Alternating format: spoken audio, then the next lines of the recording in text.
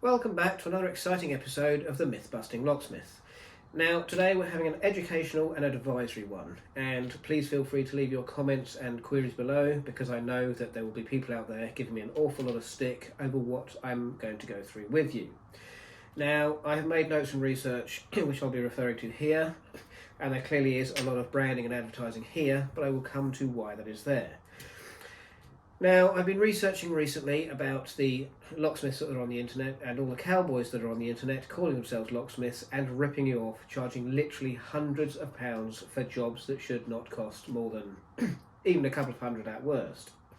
And the trouble is, because the internet is so open and everybody's Googling on their phones, their iPads, every other device, it is very easy to get all the information you could possibly want out there. But it is also really easy to get absolutely swamped down and bogged down by all the cowboys and the people designed to rip you off. Now, I've only been working as a locksmith for 3 years, and I did spend £3,500 on 11 courses with a well-known locksmith association, who I'm not allowed to mention because of advertising reasons, but they're in a professional body. I did 11 courses, they're one-day courses, and I have practiced every single day since, and usually about 6 to 8 hours on a Saturday if I'm not working. So, first of all, I'm going to go through the notes here, and then when relevant, we're going to address why there is so much branding and marketing in front of you. So, for people looking for locksmiths and looking for locksmith services, there are some do's and don'ts. So, first of all, we have, before calling anybody, look out for numbers that start with 0300, 0808 or 0303. These are usually premium rate numbers and are likely to suggest some sort of cowboy element or a call centre. You're not going to get through to a local guy with a mobile phone or to an office that you can go and visit in your local area. Local being a key factor, which I am going to address later in my notes. So, if you are not sure, check the number on Google and check them on other search engines and call them up and see what they say before you actually need the services. Does it sound like there's a call centre or there's people in the background chatting? Try calling them again after 2 minutes, see if you get the same person, see if you get the same explanation or presentation when they pick up the phone for you. Have a look at their website. Does their website show you the same number as the number you're calling, or is there a different number? Try calling that, see if it sounds local, see if they seem like you're getting through to a different person every time. This is the sort of thing to look for. Looking for generic names on emails. Does the email match up with the company name? I'm going to use mine as an example. We are 2M Security, and it says Locksmith on the top of the business card. And our email address is info@2M Security. And when we have our our website set up, it will be 2M Security. So the email, the company name, and the domain name will all be 2M Security. Where are we? So security.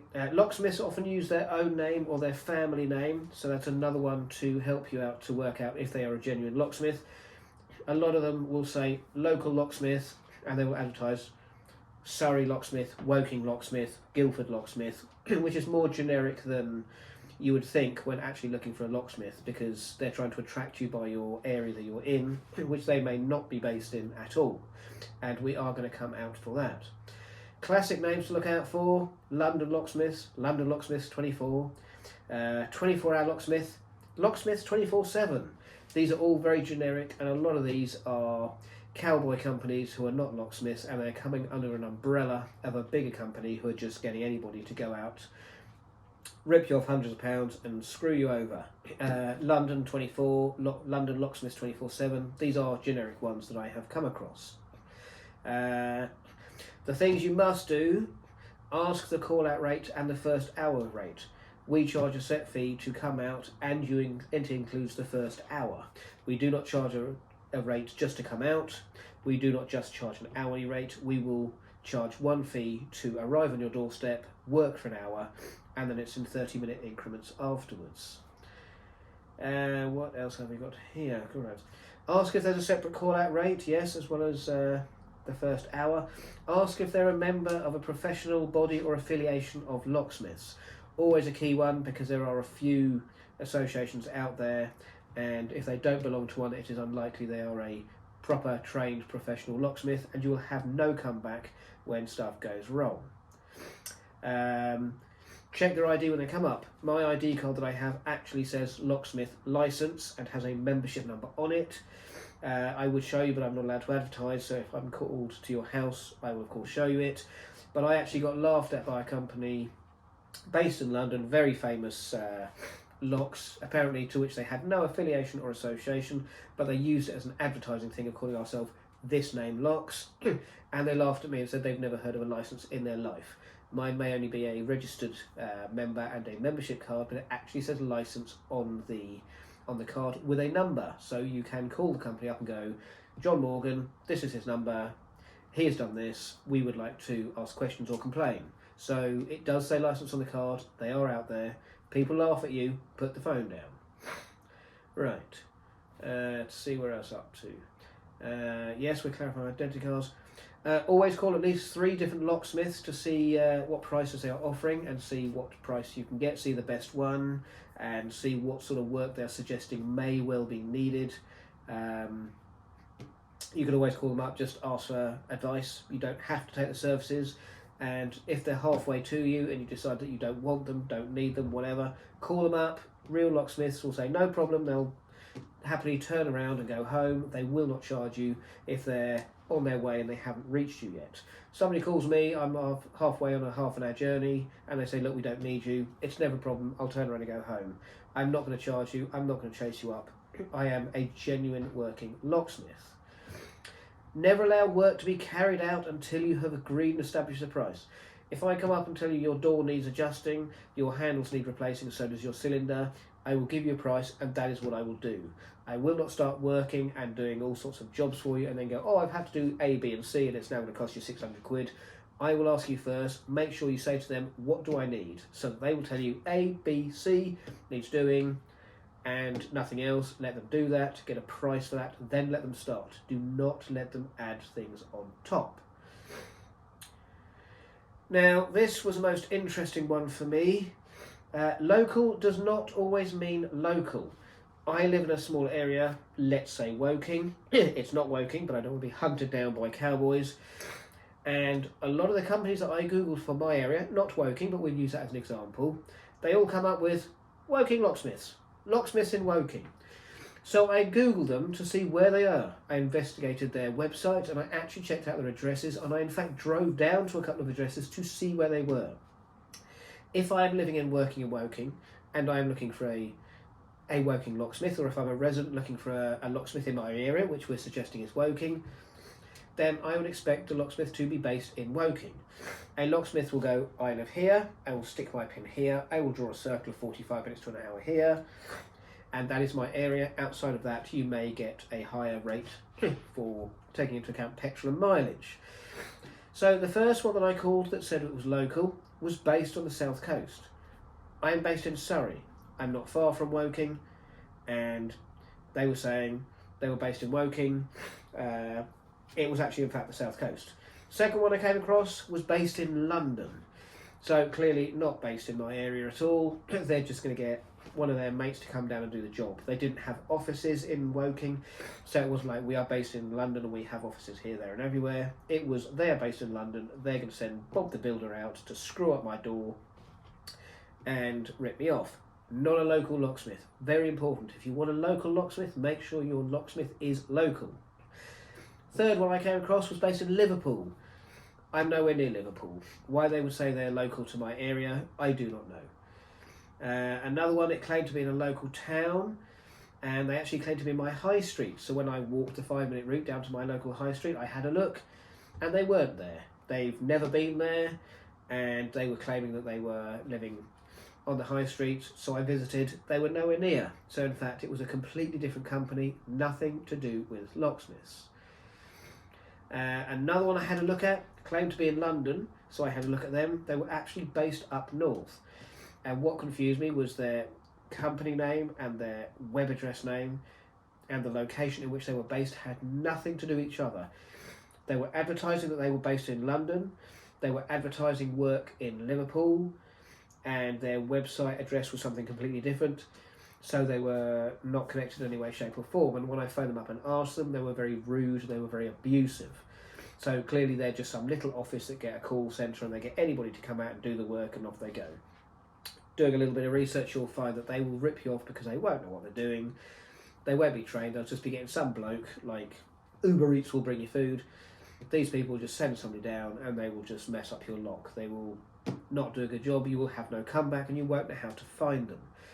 So as I've written here, they claim to be based, there was literally no correlation between any of the information they provided for the service, the area they work in, where they're supposed to be based, or even the name within the website and the email.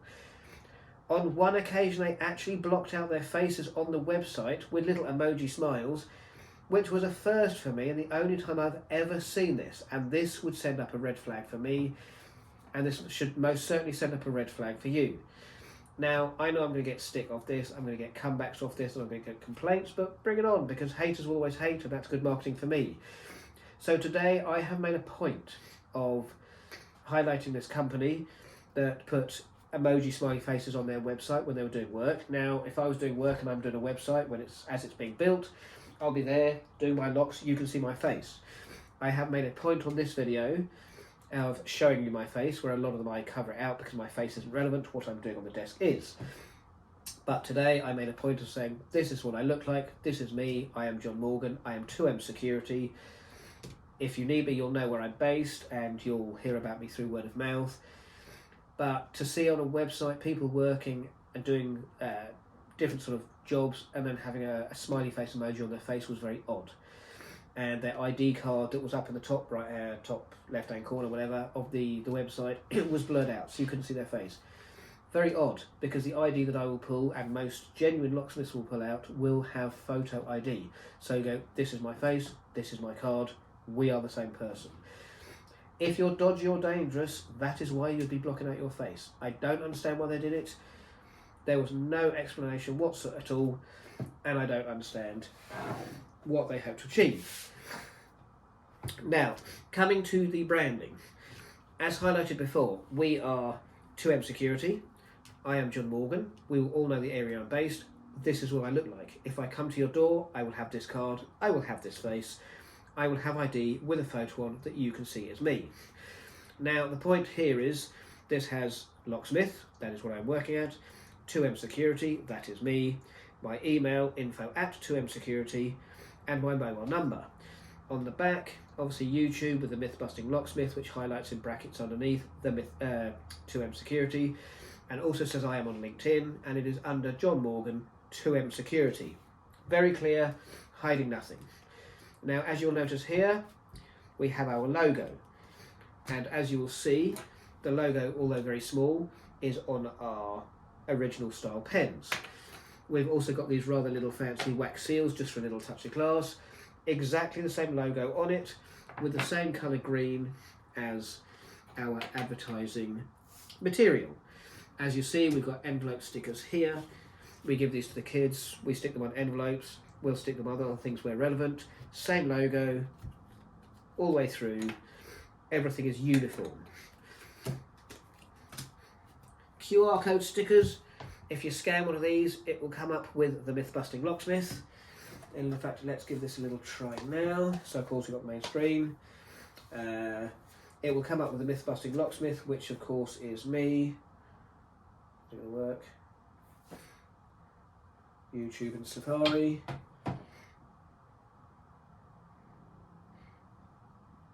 And hopefully this will pop up with the myth-busting locksmith and will have my details.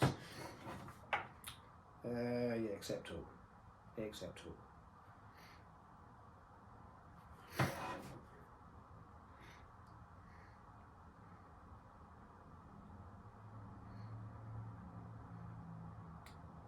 And there we are, the myth-busting locksmith, and there is our logo. And obviously there you can see videos here, and you might find, this is very slow, but you might want to find one somewhere along here, or you can have a look at shorts, and you'll see this is me. You can see this is me, there's shorts here somewhere, but it's very, very slow. And there'll be videos here with my face. And the point of this is, the myth-busting locksmith, 2M Security here is our logo. This was scanned off this. 2M Security, the myth-busting locksmith.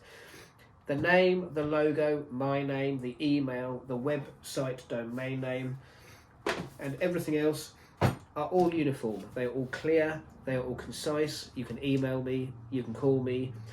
If you call me to your door, I'll have my membership number. You can call the Locksmith Association with whom I'm affiliated, and they will go, yes, he's a registered member. His company's not registered with them as an official company because I have to do the exams, but I am a personal member, which means they will be monitoring what I do, and everything is uniform. The logo, the name, everything is throughout. Even on the new fancy pens, should you wish to buy one, 2M Security, there's my email, there's my mobile number. We are transparent, we are very clear, and we are very much out there. We even have key rings as well, should you like to purchase a key ring. But the thing here is, if they are local, check they are local in your area. Go down and visit them, speak to them, call them 2 or 3 times, see if you get the same person, see if you get the same sort of introduction. Make sure that your local one in your area is local to your area and not based halfway up a country somewhere else, because if they are, they won't be genuine, they'll be ripping you off, or they'll be sending anybody down that they have no idea who they are and the standard of their work. The whole point of a local locksmith is he is in your area, you can visit him, you can call him, and you can go back and say, I'm not happy with this, I want it redone. As I say, I'm based around the working area, but not precisely in the working area. You could stick a pin in, draw a circle, and towards the border of that circle in any direction, 45 minutes, and on top of that, you get like 20 quid on top for petrol. But I will tell you that from the outset, if it's going to be more than 45 minutes, I charge a flat rate, turn up, 1 hour's work, 20 quid on top if it's outside the area. But, you know, I come all the way up to Reading. So I hope this is helpful, but look out for these things. Look out, are they covering their faces? Are they got silly emojis on their faces? Do they advertise, we're a London locksmith and they're based in Newcastle or Liverpool or down on the south coast? Have a look at the email, have a look at where their company is registered, and have a talk to them about their fees, what they charge and what for, and make sure that you agree what work you're going to get done, how much it's going to cost you, before you start. Do not let them start work and go, oh, we've had to do this, that and the other, and it's going to cost £600 extra. Absolute rubbish. And make sure if you're not happy, get a second opinion, get a third opinion, call me, call somebody else, ask your friends, because at the end of the day, it does not cost you £600 to replace a pair of door handles or adjust a door.